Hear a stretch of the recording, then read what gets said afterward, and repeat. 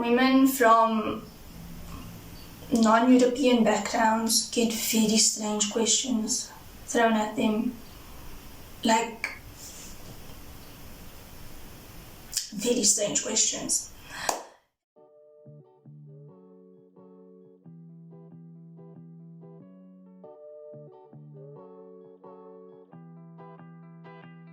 On today's video, we are going to be looking at the role colonialism, or what colonialism did to women, or the image or role of women. Now, a couple of weeks ago, I posted this image, or this post on Instagram after reading A People's History of the United States. It's a very important book. I feel like people outside of the USA should also be reading the book. Now, the book highlighted what colonialism did to the role of women in the Americas, as well as the slaves brought over from Africa. And it got me thinking about what women actually were from a non-colonial point of view, and what they were reduced to after colonialism.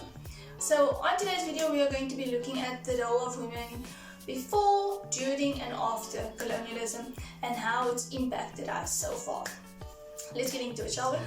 Before we get started, please note that the examples used in this does not even cover a fraction of the role or the image of women in different cultures and societies. There are many resources out there detailing the role of women in different societies. Use them. Also, even though we will be highlighting the positive aspects of how women were seen, we should also acknowledge the fact that even though the role or the identity of a woman was more positive pre-colonial times, we should also be aware that these women still face struggles within their own societies. However, let's get into the video, starting with what women were before colonial times. Now, doing research and from my own knowledge based on my background, as well as reading A People's History, the term boss bitch really stood out to me for some reason. And I'll tell you why. Because if we look at women on the Asian continent, on the African continent, and in the Americas, they had a really big role. I mean, women on the Asian continent had a right to inheritance, they had education, they could choose who they wanted to get married to. And interesting fact, the first ever university established was not in the Western world, it was actually in the Eastern world, and it was established by Muslim women. And if we move down to the African continent, women on the African continent could own land, they ran farms, they ran their villages, and they had a say in the decisions of the communities, similar to the women in the Americas as well. So these women could become chieftains, they were taught how to hunt, and they could actually divorce their spouses if they weren't given a good quality of life. Similar to,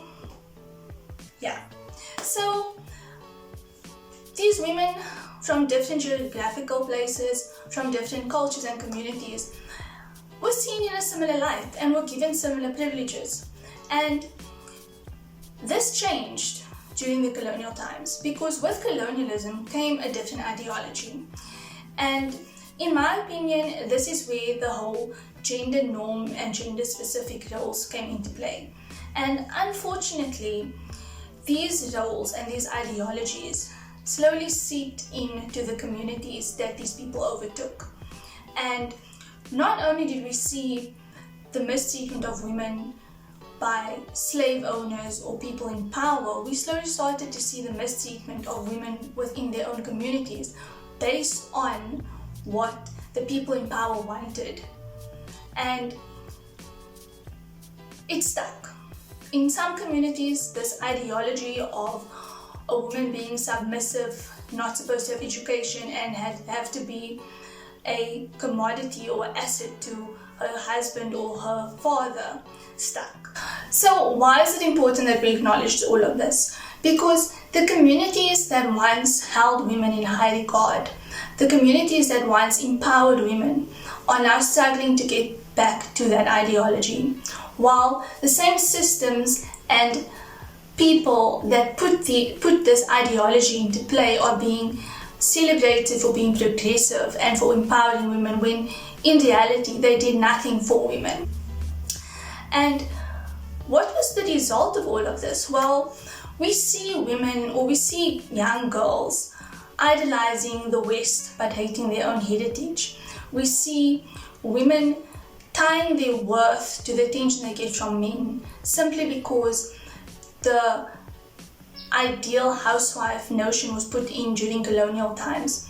We see women with imposter syndrome because of the creation of gender norms and what jobs women could hold. In all honesty, I can't get on to modern feminism. Sorry. But it's because modern feminism, all these movements, when they started, they weren't there for everybody. They weren't there for all women. They were there to empower the women from privilege.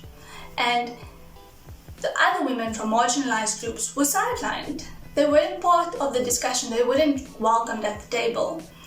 And yes, we are slowly starting to see more women speak up. We are slowly starting to see people realizing that what they were taught from a European perspective of women in certain groups aren't true.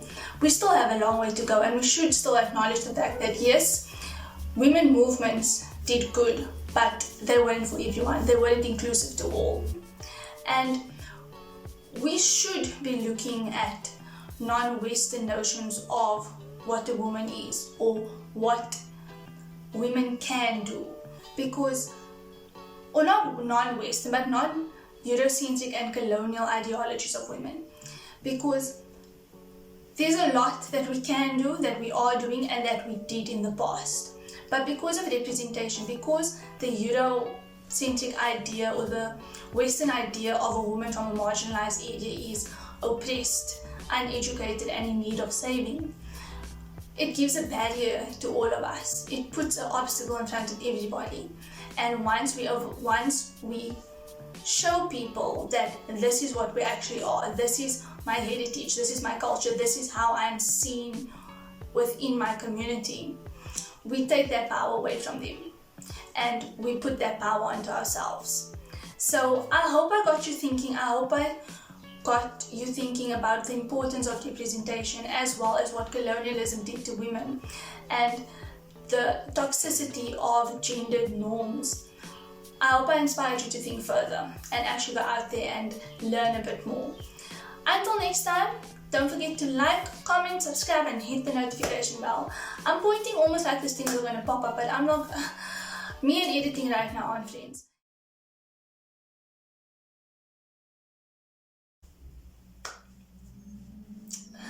Highlighting a little so please note this video highlights before colonial times, specifically before colonialism, after colonialism, and during colonialism. Before, during, and after colonialism.